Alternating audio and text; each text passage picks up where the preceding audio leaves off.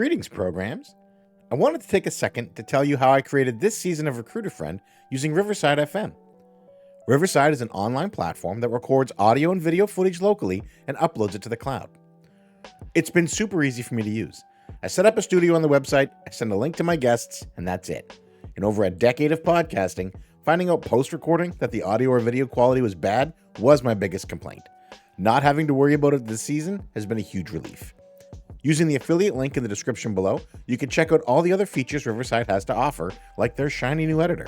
Now, on with the show. Greetings, programs, and welcome to another episode of Recruiter Friend, the show where we get to learn about the people behind the keyboard. Today, we are in studio. We are very excited to have a guest who has been in the content creation space for over half a decade. Someone whose energy and joie de vivre is matched only by their exceptional good looks.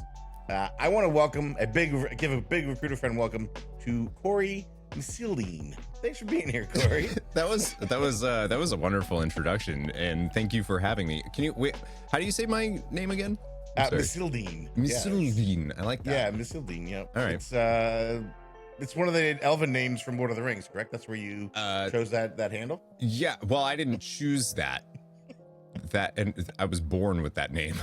Oh, well, yeah. Your family is from the elves. Yeah, I live forever. I live a really long time. Yeah. Unfortunately, so do my worst relatives, but it's fine. It's all right. That's a bummer. Why don't you? It's Missildine, correct? Yeah, Missildine really is my last name. That wasn't like I didn't choose that for YouTube or anything. I mean, I did use that last name as a. But that's just my name. Everyone's like, where did you get Missildine from? I'm like, yeah, I was born with it. Maybe she's born with it. Maybe it's Maybelline. Maybe it's Missildine. Maybe it's Missildine. I'm still going to call you Missildine because I think it sounds nicer. I like it. I had somebody, I came into their chat. It was a streamer that was playing Heroes of the Storm, actually. And I walked in, rated them, and they were like, oh, Miss Illidan is rating us. And so now I have a demon hunter named Miss Illidan because I like that. Yeah. I like that. That's great. I wish I had a cool last name like that. My last name's so boring. Anyway, just Baggins. Just plain old Baggins.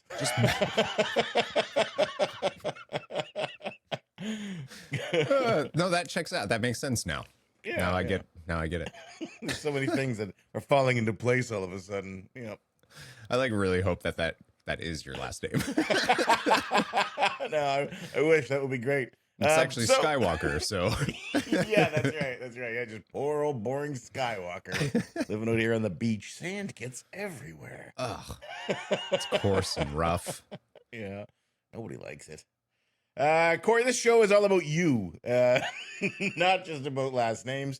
But I want to know how you found your way into the World of Warcraft universe.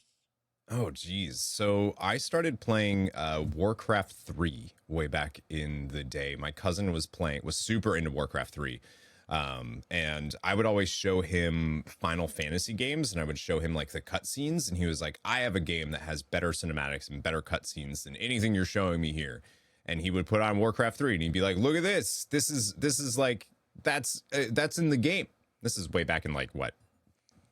I don't know, even 2000. 2001 or something like that. Around then, yeah. He'd be like, you can't even tell that these characters aren't real. Like, that's true back then. Like they looked so real. And then I started just kind of playing Warcraft 3 because I wanted to get better than him because he was really good. And I never quite did. So I started playing Warcraft 3, really loved the campaign. Then I decided that I wanted to try online stuff, which I could barely do because we had dial-up internet. Yeah, that was how I got into that. And then World of Warcraft actually came out. In 2005, I played it in February of 2005 and hated it. Like I despised it because I wanted to play. So I played orcs in Warcraft 3 and I was so excited to play an orc in this game. And I started an orc and then I just like was stuck in a desert forever. And it took so long just to run anywhere. And I was like, this is so boring. Like, this is a wildly boring game. I didn't know. I was like, oh, I talked to this person and they gave. I don't care. I wanted to like do things and I couldn't. So I stopped playing for a while. and then I returned and I played. I went human because I heard that it was smaller. It was like a more condensed starting experience, and I went a human paladin and loved it. Nice. Yeah. Well, we're glad you came back to the game because we probably wouldn't be sitting here had you not. Probably not. That could have been a real turn. That is an accurate statement, though. Those graphics for Warcraft 3, when they, like, in the time, in games, for those to be in-game cinematics like that, it was, like, rivaled only by maybe Final Fantasy VII, I think, would have been. What would have been, which Final Fantasy would we have been on around then? Like 8 or 9, maybe? So I would have shown him 9. Okay. Would have been like my main game. But that art style's, I mean, it's my favorite game, but that art style is very different, obviously, from what Warcraft 3. But I distinctly remember him showing me the succeeding you, father cutscene cinematic in Warcraft 3. So that's beautiful.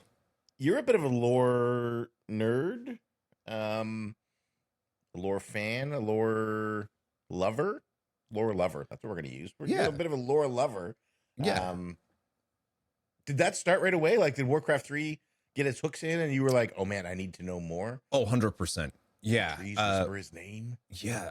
Warcraft 3 came out and I fell in love with the idea of Archimonde. And I wrote this, like, I was, I had to be in like 7th grade, 6th grade, something like that. And I was writing a story, and one of the main villains was a demon that I named Elidor. But I described him as if he was Archimonde. Like I basically wrote Archimonde, but his name was Elidor. And I was in love with it. And like he had this whole thing, and it was the lore right away had me, especially when Archimonde there's a thing in Warcraft 3 where Archimonde builds the city of Dalaran in the sand, and then like comes through with his hand and like swipes through, and it actually destroys Dalaran. And I was like, that is just the coolest thing I've ever seen, and we have never seen anything like that since. No. Like, it was the coolest thing ever. Like what kind of magic was that? And imagine if they had that in WoW right now, where someone could just be like, nope. Wild. Yeah, maybe they could build like a little sand sword stuck in the side of Silithus, and somebody could just wipe it away. Sorry, what sword? Oh, yeah, that's right. You got me. I love that. So you came back to the game, you played an orc, you didn't love the Baron's experience. Who does, really? And then swapped over to human. Which side speaks to you more now? Do you have an allegiance, Horde, or Alliance, or do you love them all? What's weird is I love the Horde. I love the culture of the Horde. I love the story of the Horde. I mean, Forsaken's one of my favorite races. Like Tauren, I love Tauren so much. The music in Stormwind, in like the Alliance architecture and stuff like that, speaks to me, and I can't go Horde now. It's like an architecture music thing. Like when the Stormwind music track starts playing when you walk into that city, and then when you walk into Orgrimmar and they have like the drums, it's just the Stormwind just resonates so much more with me. So I've kind of just become an Alliance boy. And then the Draenei, obviously, as being a huge fan of Archimonde, seeing him in Warcraft 3 and writing a demon that was named Elidor, and then we get the Draenei and the Exodar and Velen. Now I'm a Draenei main, and that's just it. That's where it's at. Did you jump into the red skin as soon as you could? Not on my Paladin, because that's disgusting. That would be weird. That would be.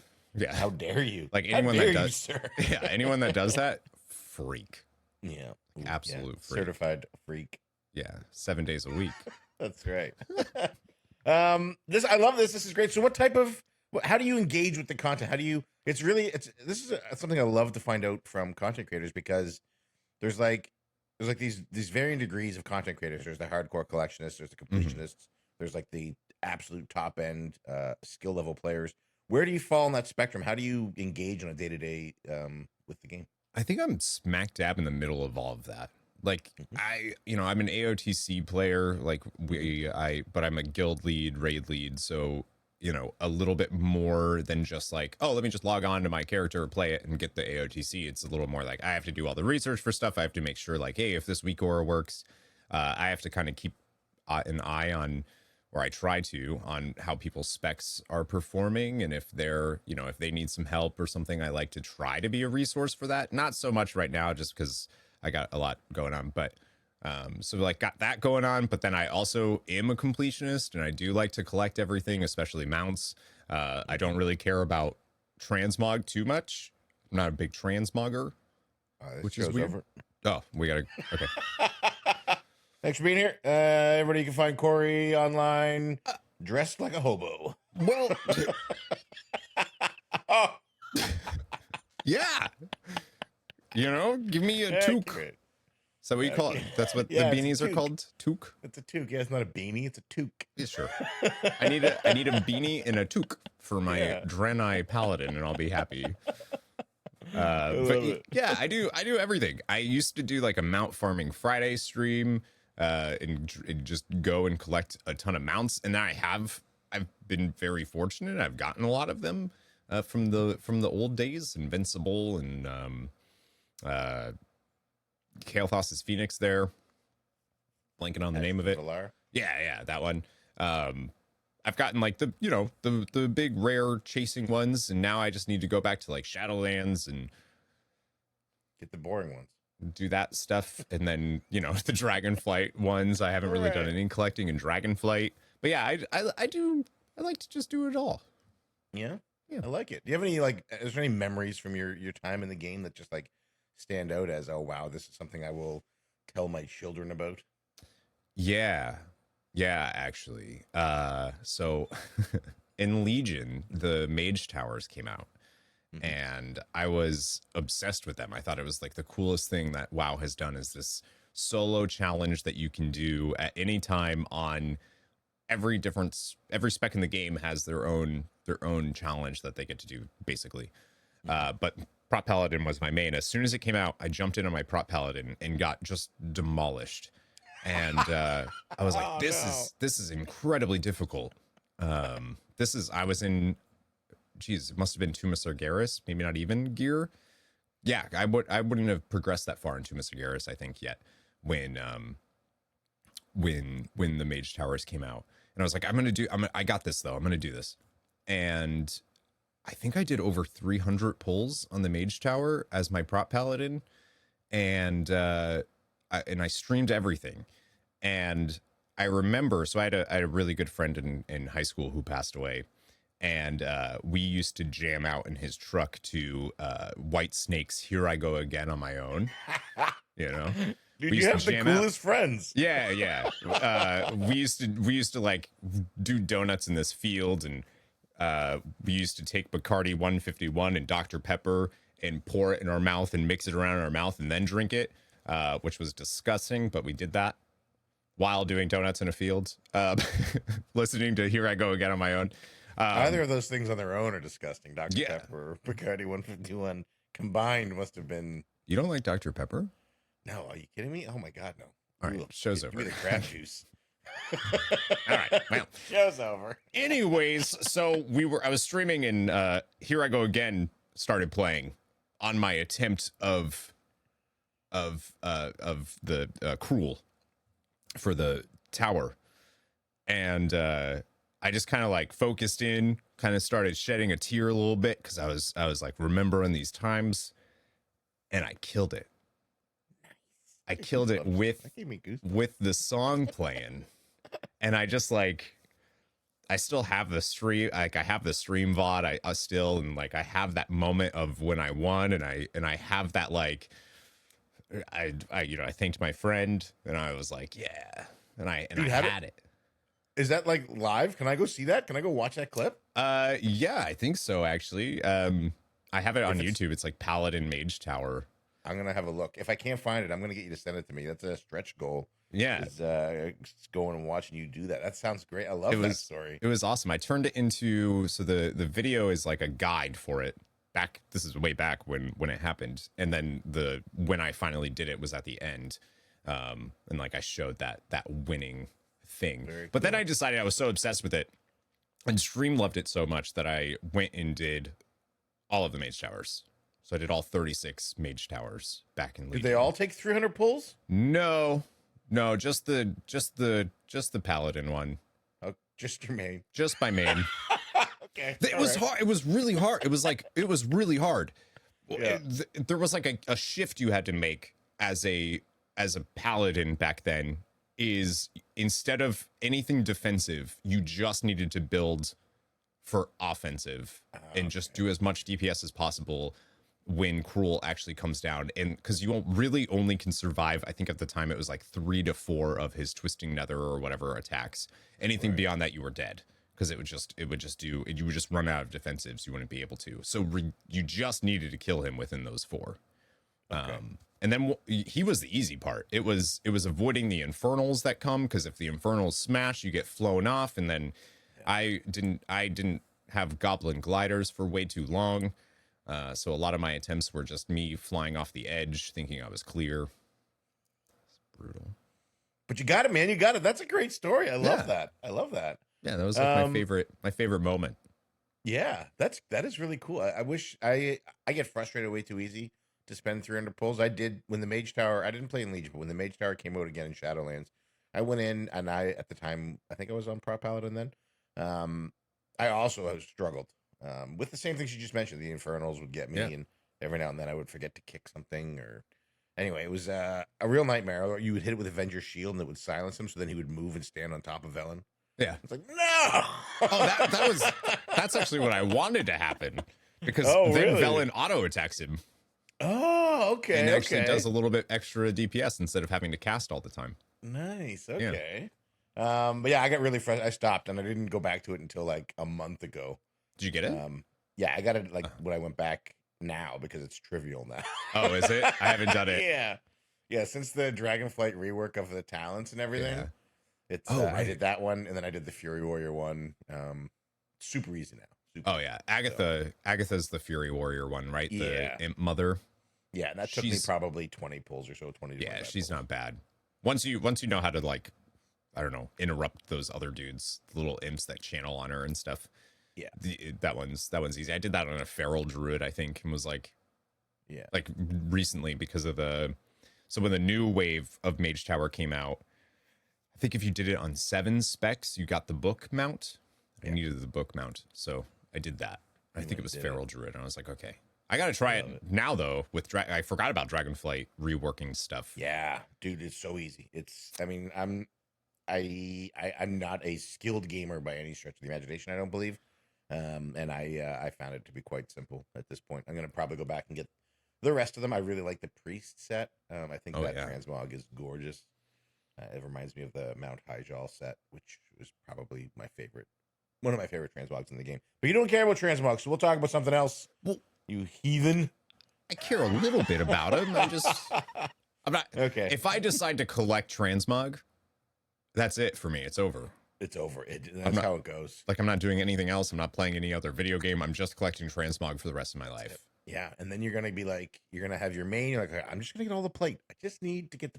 You're going to start by saying, I just want to get the plate sets that I like. Mm-hmm. And then it's going to be, well, I should just get all the plate sets for my class. Yep. Well, I could just do a bunch of comp stomps and buy these PvP sets to help offset that as well. Okay, I have been doing that, though. I have actually been doing a lot of comp stomp whenever that pops up. So yeah, man, comp stomp's where it's at. That's the best way to get that's the gateway drug for transmogging. In the Immersed PvP or the this 10.2 PvP stuff is gorgeous. The PvP sets are so beautiful.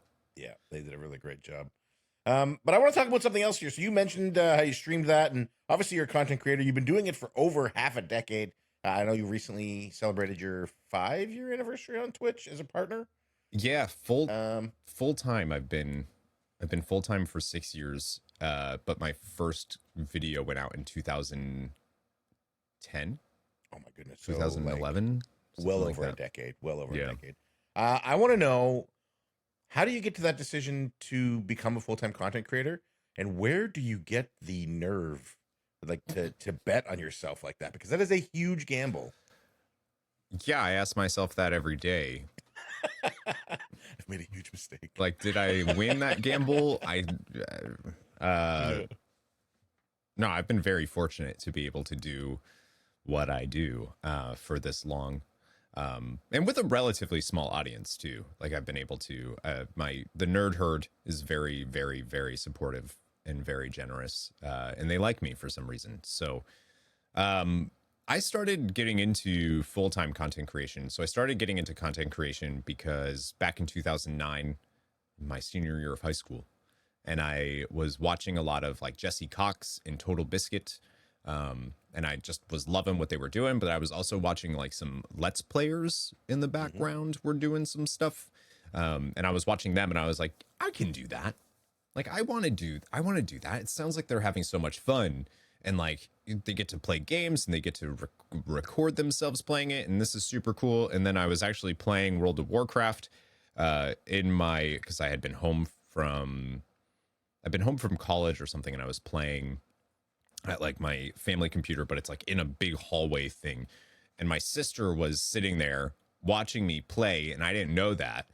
And I guess when I was playing, I would just start talking and just like be like, "Oh yeah, take that fireball!" Like I would just do stuff. And she was like, "You should just record yourself when you're playing because it's ridiculous." And I was like, "Oh, I've been thinking about doing that." So I ended up doing that. And I also I went to school for acting. I have a bachelor's in theater.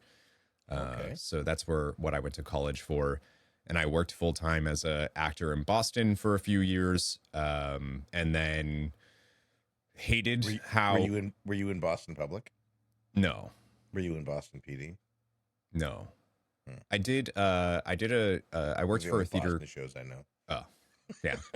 I did work for a theater called New Repertory Theater in Boston, and they actually just closed their doors like forever, which is too bad. And then I did some stuff with ART as well, which is like the big Boston. That's like the big Boston, private theater or whatever. Cool. Yeah, I was really fortunate. Got a job right out of college.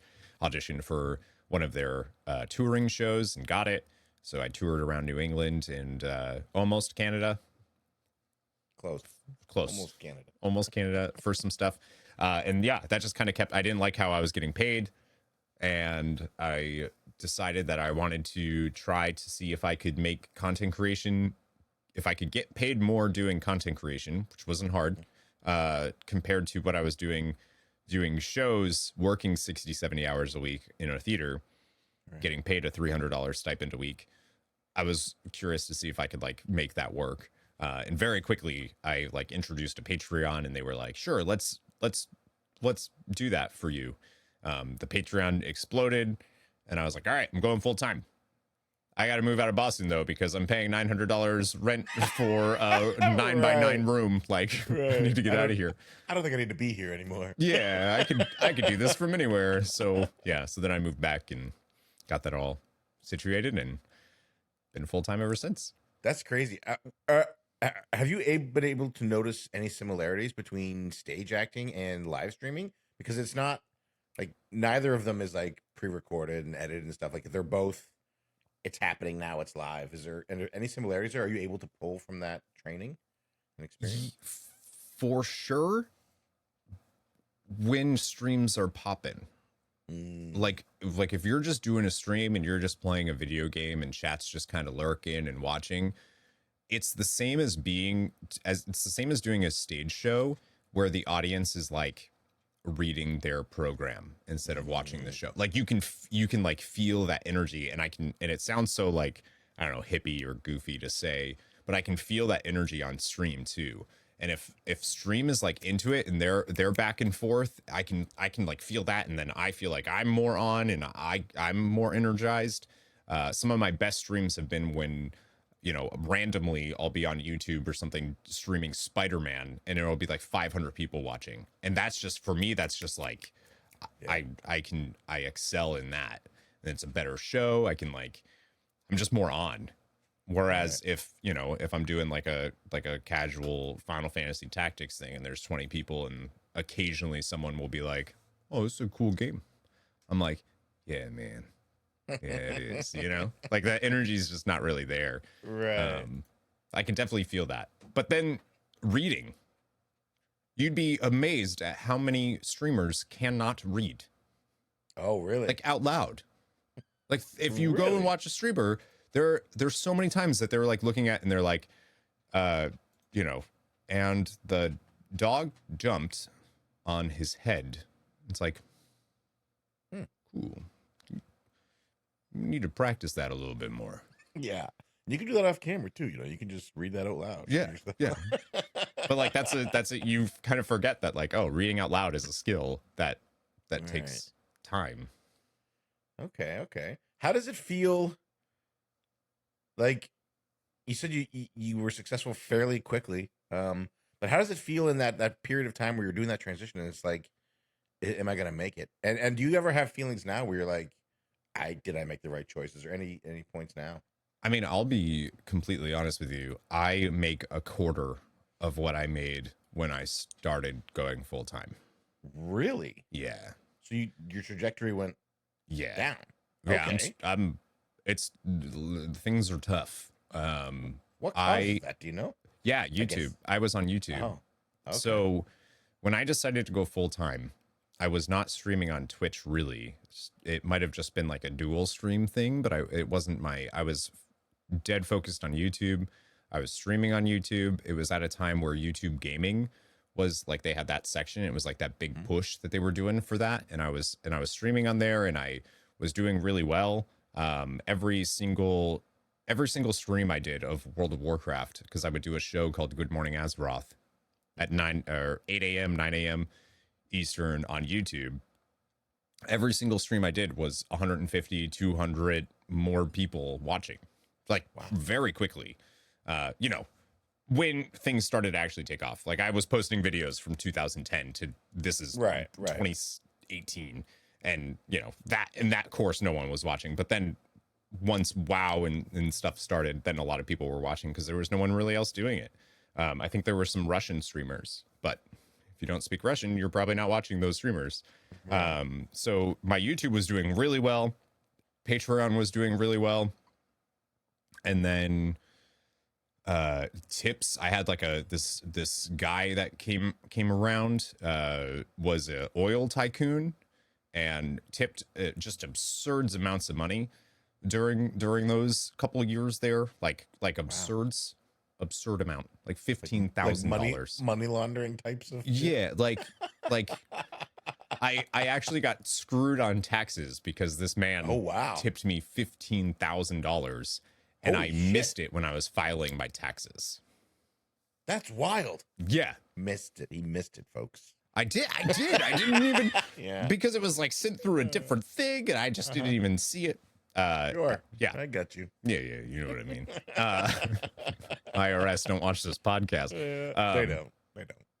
Well, they will now. But that was absurd. And now like Patreon is like a tenth of what it was. So what happened was that I had a huge Spider-Man stream. It went super well. It was huge. And then because that would just happen randomly on YouTube. Still does. Randomly, you'll just like do a stream and for some reason YouTube decided to send it to a bunch of people. And algorithm blesses. Yeah, right. And there was somebody from Twitch chat, or they worked for Twitch, and they were in my chat watching the YouTube stream, and they reached out and they were like, "Hey, would you be interested in Twitch partner?" And I was like, maybe. And they were like, well, let's have a meeting and see what we can do. And I was like, great. So I had a meeting with this person and we talked about how like front page promotion within 6 months. I've never been on the front page. Still to this day, been full time on Twitch for 6 years or 5 years. That was a lie. Yeah, no, it was a lie. Well, they changed it. They changed the way front page works right after all this. Should have got it in writing.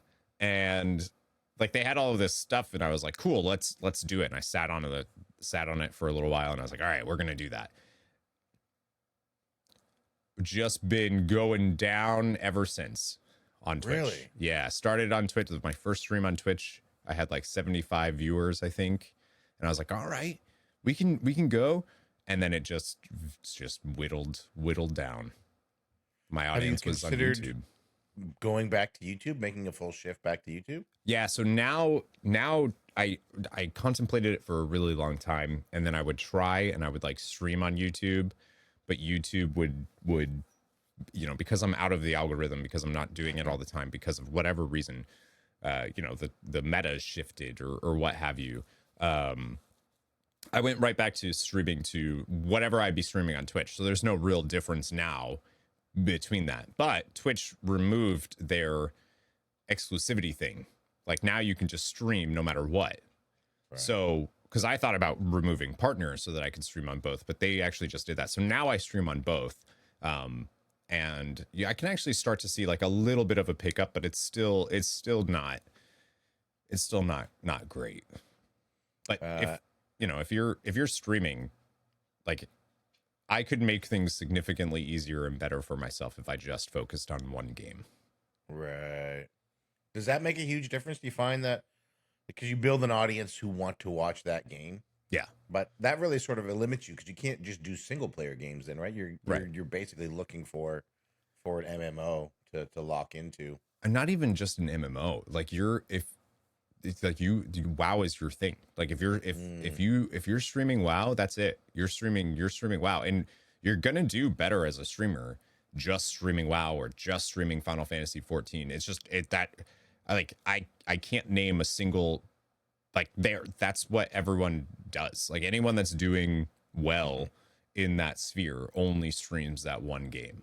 Yeah, there's very few that can make the jump from one to the other. And there are people who already have massive audiences. Yeah. Like obviously, somebody like S-Fans or whatever can do whatever they want. People they're big enough where, maybe their viewer count will drop hundreds. And it doesn't matter. Towley is in the same boat when he does variety. He'll drop a couple hundred, maybe even 1,000. But you still got another 1,000 people like you're fine. Yeah. You're doing okay. But if you're somebody who's lucky to hit 50 viewers and you switch to a game that nobody's watching and you just stream WoW, now you're at 20 viewers. You're not getting any new viewers because you're on Twitch. Yeah. So good luck. Yeah, that hurts. Yeah. So you recently got engaged. Congratulations. Thank you. Have you and your partner had a discussion? Like, is there like a break glass in case of emergency? Like for you as a content creator, is there a point when you're like, okay, I can't do this anymore. I have to go find a traditional job and have my soul slowly die? Sort of, yeah, actually. So this year I have a goal, 2024, of uploading content every single day. And I the way that Deidre and I have talked about it is I feel like Sisyphus pushing the boulder up. And every time I get tired from pushing that boulder up and trying to put that content out and it not really catching or whatever, I get tired, the boulder slips back down. And then I start the whole process over again. I've been doing that now for 5 years or whatever, however long. I just need to push the boulder up. So that's the goal, uploading content every day. And then we're kind of going to see what happens after that. Like after this year, if I'm able to do that goal, we'll kind of see what happens. But she has offered, she wants to be a midwife and get her master's and all that. So she has offered to just be my sugar mama. Oh my goodness. Yeah. So that is great. Yeah, it's great news for me. I'm like, I will be your stay-at-home hubby guy for sure. You can take cooking classes and stream it online while you're preparing meals. Perfect. Yeah. I'm like, cool. You keep the house clean. I was like, I can just keep doing the content creation thing, and I miss playing video games though. I'll tell you that. Yeah, I bet you would. This is so you have done something that is difficult to do online, and that's not just the making it a full-time job, but you've built a welcoming and warm community. Thank you.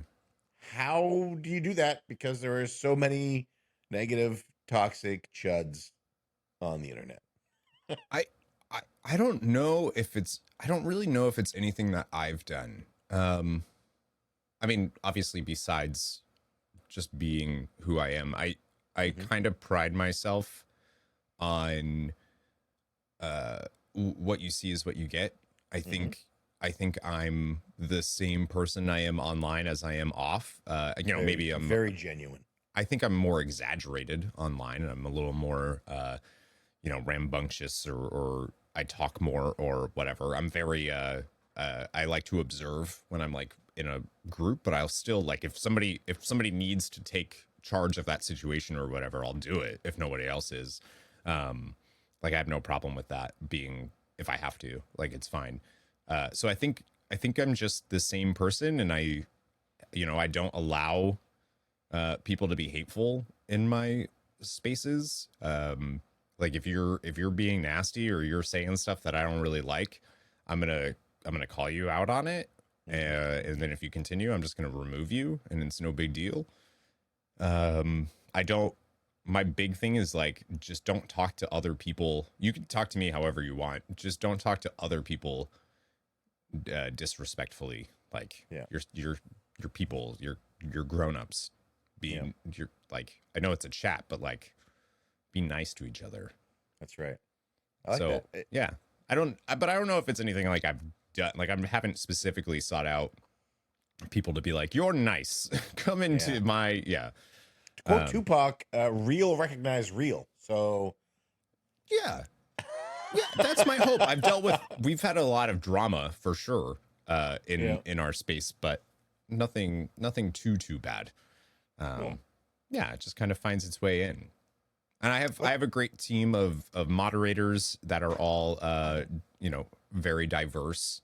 I try not to have too many of just me in my places of power, I guess, if you will. Yeah. That's important to me. That's a question I want to jump into there. How does one go about selecting moderators for a channel and then approaching somebody and asking them to be one? I think it's just a pretty organic thing for me. Is it comes around of like, oh, this person's here frequently. I like what they bring. They're talking about things in stream, and I'm like, this is a pretty important thing to me to represent in my community. I like them. They're around a lot. I'll just ask if they're interested in being a mod or not, and I'll just ask, be like, hey, are you interested in being a mod? You don't really need to do anything. Just like if you see something nasty, just remove it. And the only other thing I ask is that like, if you are a mod who also streams, you still represent, like you, obviously it's your own content. You represent your own content, but in a way you also represent me and what I've done and the community that I have. And if you're representing that in a bad way, I'm going to say something too, and be like, hey, please don't do that.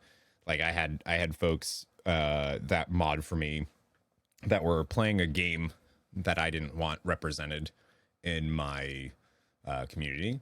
So I just kind of asked that if they're playing that game, not to promote it in the Discord, and not to, because like Discord says what you're playing. I was like, just remove that from your thing on Discord while you're doing it. Just because I just, whatever you do is fine. Like I don't care what you do, but like I don't want that game promoted in my spaces. So I think I know what game that would have been. Anyway, you don't just play World of Warcraft. You are also on an adventure, a journey there and back again with the Final Fantasy franchise. Yeah. And can you just tell me a little bit about how that came about and where you're at in that process?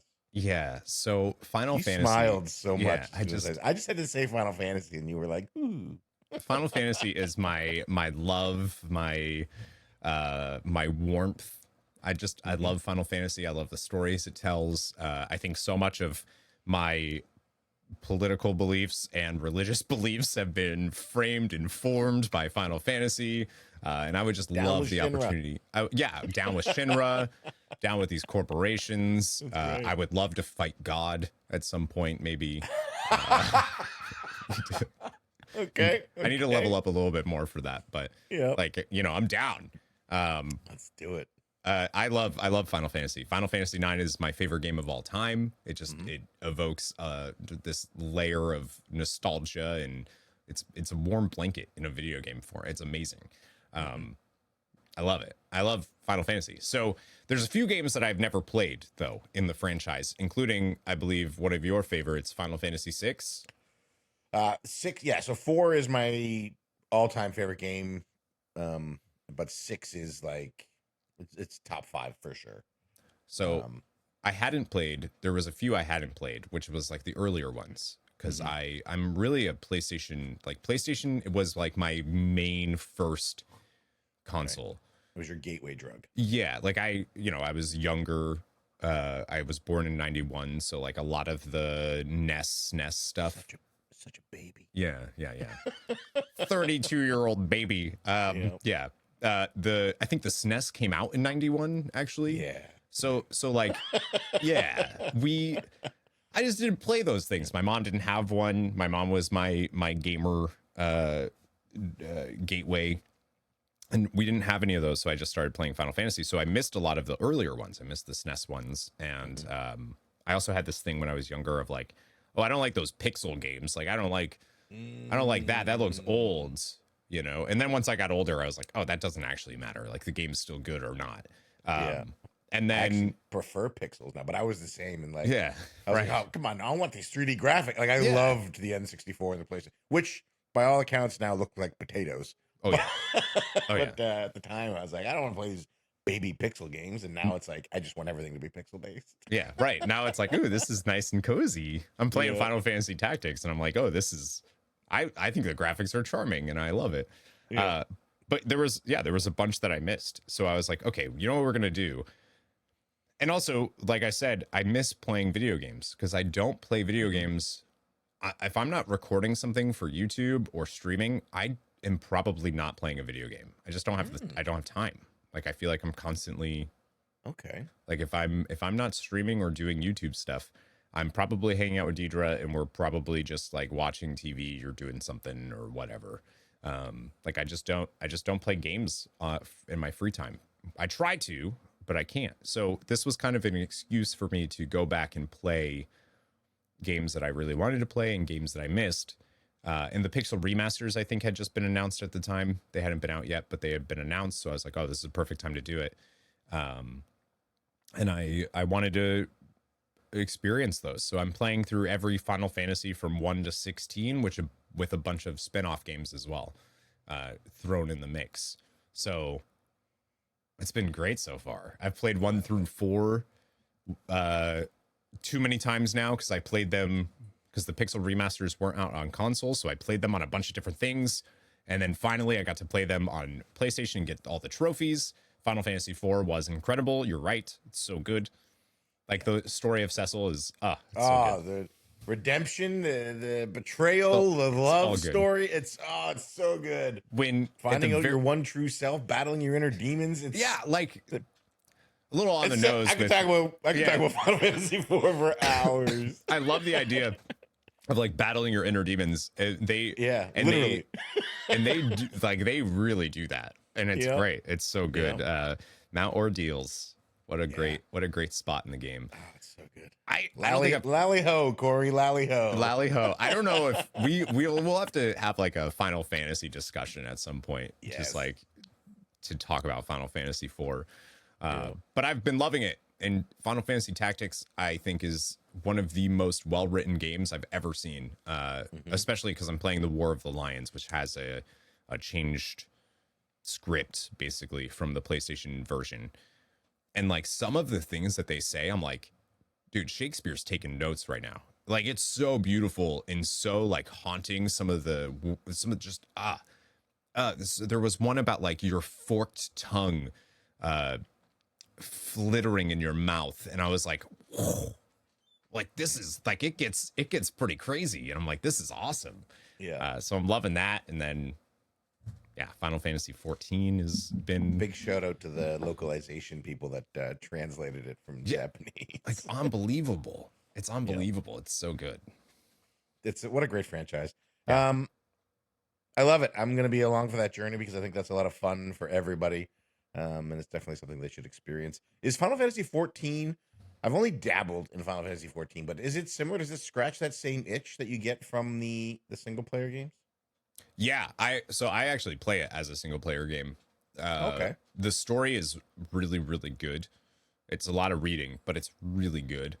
Okay. Especially once you get into the later stuff. Like it starts off kind of slow, and you just kind of have to get through it. But like, it is worth it's worth going through that slog, if you will, of that beginning, because you need that information. That payoff that you get from that early stuff is Mm-hmm. so good if you make that investment, that it's worth it. Like, even if you're sitting there being like, oh man, they're just keep talking about this one character, or like this city or whatever, there's these moments where you're like, oh, they said that like 300 hours ago. Okay. Now I understand why we had to do that quest. It's so that Okay. this moment now could happen, and you're just like, oh my god, and like everything connects in a way that's just unbelievable. It And actually, am I oh, accurate in saying you have to play through? Like, it's not like Warcraft, where if I pick up Warcraft now, I start and then I'm in BFA, and then all of a sudden I'm in the Dragon Islands. Like, you play through all the whole story of Final Fantasy 14. yep, you got to play through the whole story. Yeah, you can buy a skip, which will Ew. skip story for you, but that's like really frowned upon in the Final Fantasy 14 community, which I'm not really part of. I've tried to get into the Final Fantasy 14 community, and I just can't, not in the way that I can WoW, which is weird, but I've tried. I can't do it. I still love it though, and I still love streaming it. But yeah, you have to play through the whole story, and there's like some side content, because they have like these raids and stuff that aren't really tied to the main story. Some of those are actually tied to the main story, and they've actually retroactively made them like, you actually do have to do this so that Okay. later on this experience will make more sense. Or there's just like, little things that will be referenced later. And if you hadn't done that totally optional side content, you're like, oh, that's cool that they said this thing, but you don't really know what it means. And then if you have done that side content, you're like, oh, they're referencing alpha. Like, that's really cool. Okay. Or, I'm just using an example, but it's worth playing. And then I play it as a single player game. And when a group content thing comes up, I have folks from chat that will be like, cool, let's do it. Because they're like really they want to watch me go through this. So Right. they're like ready to go. And it's great. One of my mods, Tomas, is a healer. He's what's called an omni person, meaning that he's gotten every job to 90 Oh, wow. in Final Fantasy 14, which is a lot. And he used to play WoW with us. He doesn't play WoW anymore, but he plays Final Fantasy 14, and he helps me all the time because he has all he has all the jobs, so you can just jump on and help and do, and it's great. It's like one of my favorite parts of playing that is being able to play with those folks. So Nice. I love it. But the dangerous thing with Final Fantasy 14 is it actually almost made me quit WoW. Oh, really? Yeah, because I'm a story guy. I like the lore. I like the story. And I was playing Final Fantasy 14, and then I'd go to WoW, and like something would happen. I'd be like, man, these You are don't feel it. these are different worlds when it comes to the way they tell stories. It's like night and day. Like, you'll have cool moments in WoW, but like, you don't have these like epiphanies. Like, I actually, and I'm not the only one that thinks this, but in Final Fantasy 14, Shadowbringers specifically, you walk away from that story a changed person. Really? Like, and like, that is a very common thing that people will say, is like, that story has changed me, and like who and how I view people and how I view things and how I view the world. It like actually does. Okay. In like a really wonderful way. And like, maybe that's being a little like Do you think part of that is because the WoW story is data mined and filtered and distributed before you ever play it? Or is it just a different style of writing? I think they're totally different games. Okay. So it's a totally different style of writing. World of Warcraft, I always say World of Warcraft is a game to work in, and Final Fantasy 14 is a game to live in. And they're like, neither of those things are good, neither of those things are bad. It's just that's what they are. And like, for some folks, maybe they disagree, maybe they think the opposite. They feel like, but for me, World of Warcraft feels very much like this is the world that you will be working in, and you're going to have all these goals and you're going to be doing this stuff and you're going to be chasing it. But like the story is kind of there to facilitate you know, you need to do this raid because the story said that, or you know, you're doing this raid, here's the reason why. But like really you're doing it because you want the gear and you want the progression. Whereas in Final Fantasy XIV, it's, oh, you just kind of get the gear. That just kind of happens because you wanted to see the story of this area, you know?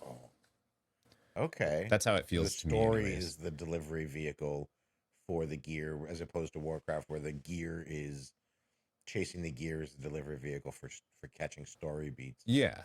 Okay. At least that's how it feels to me.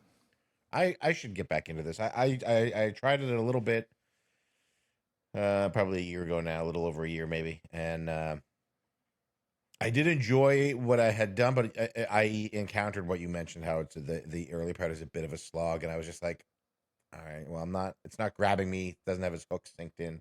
Maybe I'll find somebody to walk me through that first part, or just to push me through that first part and say, hey, no, just keep going, you're almost there.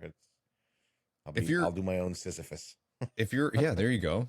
If you're streaming it, I feel like that helps a little bit, especially if people are into that, because they want to watch people's first time, and they'll kind of keep you motivated to keep going in those slumps. But then they're also helpful too, to be like, you know, you might want to do this thing, like not spoiler, but like you might want to do this thing right now. Or, hey, do you remember, you know, something will happen in the story and they're like, hey, do you remember this character that popped up, you know, way back in A Realm Reborn? And you're like, oh yeah, I do remember that. And they're like, cool. Because maybe I'll try that. Maybe you've inspired me to try a Final Fantasy stream. I'll talk to the wife and see if it's in the budget. Can I play it for free until I get to the current content? Oh yeah, you can play it. So not the current content, but I think it's free. The trial is up until like level 60. Oh wow. Okay. Yeah, I think it's through Stormblood. Okay. Which is the second expansion. So you have A Realm Reborn, then you have Heavensward, then you have Stormblood. And I think it's up until the end of Stormblood that you can play, which is a lot. Like that's huge. And can I play with controller? Yep. Or does it have to be keyboard? Because Final Fantasies to me just have to be with controller. You can do controller for sure. The mental thing. Okay, we're looking into this. This might be a thing that happens. I have one tip though. So So when you pick a character, no, well, actually I don't. I think dragoons are really slow and boring, but they get better later. They apparently get better later. I would do, so you have to choose your character, you choose a job, whatever, and then you go into, or class, I think is what it's called first, and then level that, get whatever your starter is to level 10. And then you go to a city called Limsa Lominsa. It's like a pirate city thing. It's great. And you get the rogue job at level 10. You switch to rogue, and it feels so much faster. Like actually clicking on your abilities and playing the game just feels so much faster. It's going to feel a lot more like World of Warcraft gameplay wise when you're playing that job. And I think that bridges the gap a little bit between being a Warcraft player and trying out Final Fantasy XIV. And then from rogue, you can go into ninja, which is super fun. Very, you know, a lot of things to balance and a lot of things to click on, but like in a fun way. I definitely don't recommend starting, like if you're like, oh, the game feels a little slow, don't play a caster at the beginning. Yeah, I think I played so slow. I don't know if it was a warrior, but it was like a knight or something. Whatever the heavy plate wearing, slow attacking class was. The beginning ones are probably a marauder or a gladiator. Yeah, I think are the two. I think it was gladiator. And those are a little bit. Those are a little bit faster. Yeah. All right, we're gonna definitely look into that. Cory, Final Fantasy, World of Warcraft, full-time content creation, hosting trivia, which we didn't even talk about, but he hosts trivia, folks. This man does everything. What does the future hold for you? I don't know, man. I'm getting married at some point. Yeah, that's gonna be great. Nice. You know, will she take the name of Missildine? We were talking about that. She wants to, because her first name is Deidre, and she really wants her entire name to be really hard to spell. Like that's her. She like that. She's like, yeah, I want to say my full name, and people be like, okay. Anyways, yeah. So We've awesome. we've talked about that. We thought about also just like making up our own last name and just like changing it to that. But We talked about that because my partner's last name is McIntosh. Mine's Wilson, and we were like, why don't we just become Mackinson? oh yeah, that's fun. Yeah. We were Yeah. so we were like Kissildine Ooh. because for Ooh. yeah we were like Cassildine. what about Kissildine? Yeah.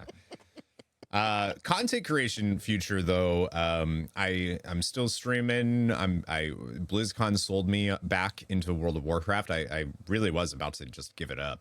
Mm-hmm. And then BlizzCon was such an amazing experience. So World of Warcraft is definitely content that I want to continue. I want to see. I trust them in their vision of the World Soul Saga, and I'm willing to give them that time, that 6 years or however much time to tell this story, and really just hope that it's worth it, and I hope that investment is worth it as a Mm-hmm. player that enjoys the story. I hope they're able to nail this. You know, I'm they'll only have gonna their. give you 6 more years, Blizzard, but that's it.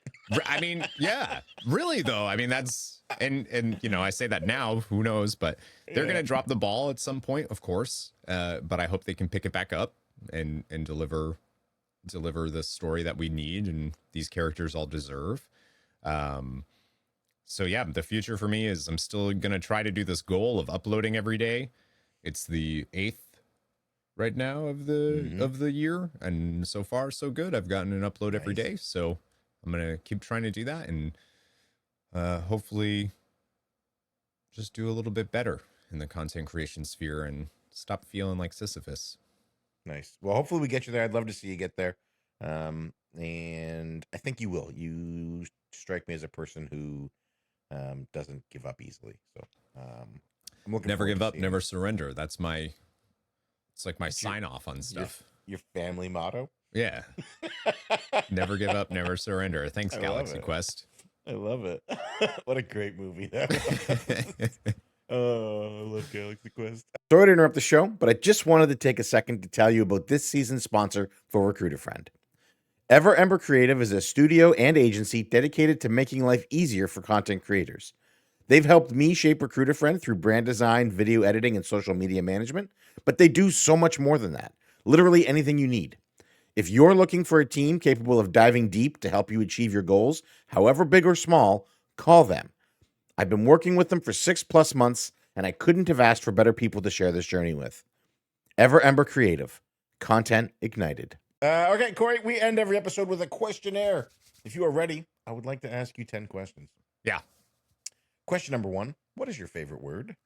Duplicitous. Ooh, what does that mean?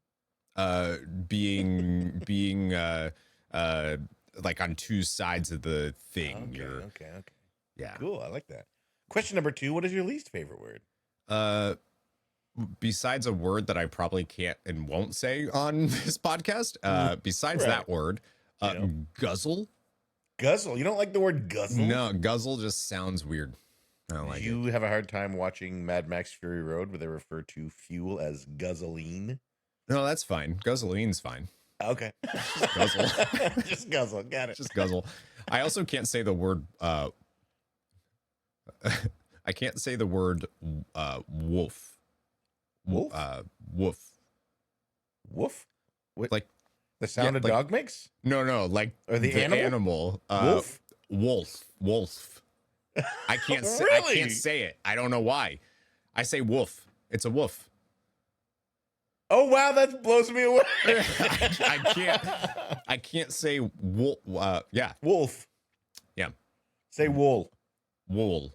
Yeah, now say Wolf. There you go. You nailed it. Right. Nailed Do it. you know how much brain power that just took? I could visibly see it. Yeah. Am I sweating?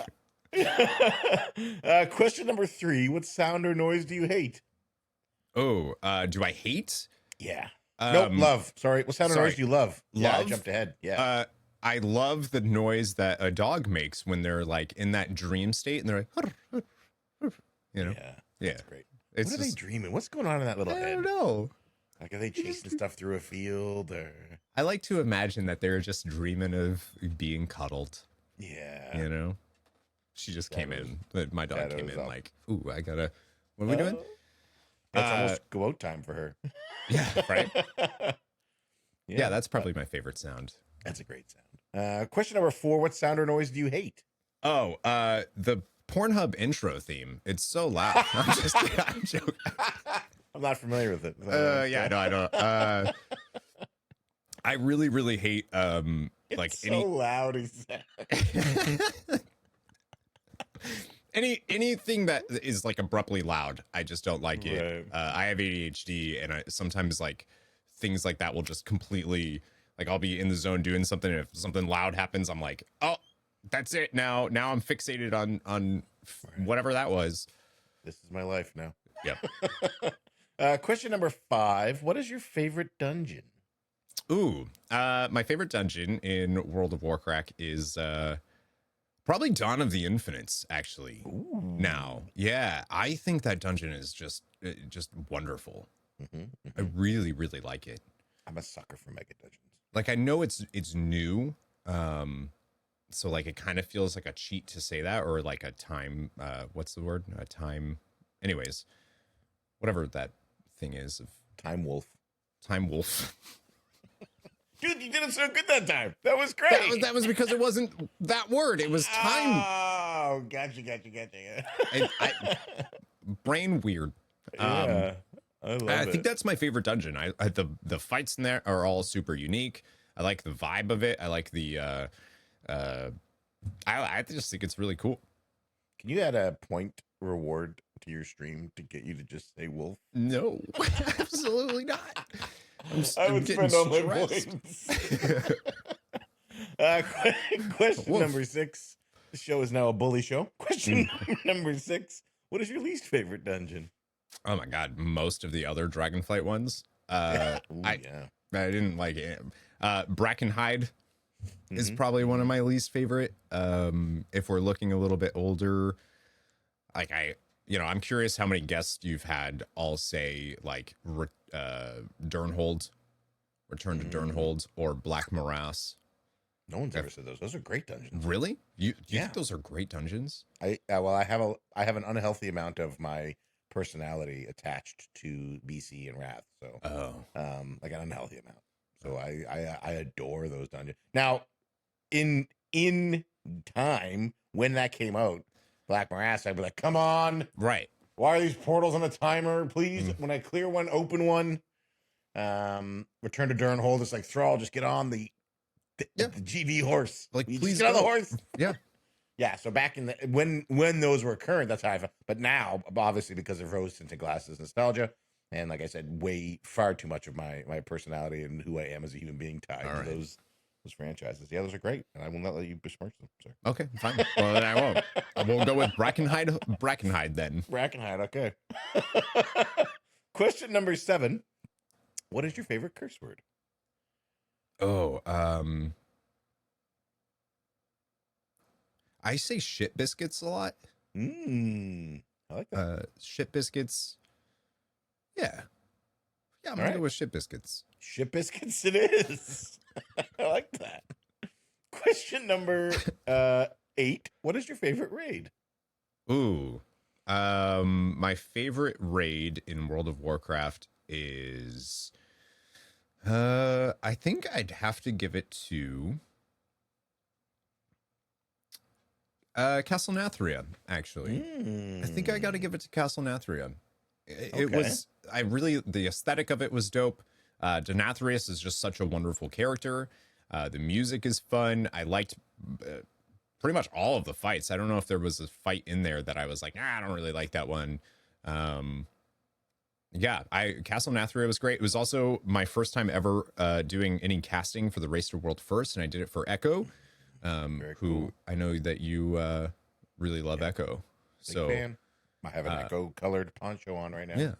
I loved it. I thought it was super fun. Castle Nathria was great. Really enjoyed it. Immersed is also up there, actually. The brand new raid. That one's, I think, exquisite. Yeah, I do too. And it's gorgeous. That Farrak fight is one of the most beautiful fights I've ever seen. Yep. So good. Excellent. Question number 9. What is your least favorite raid?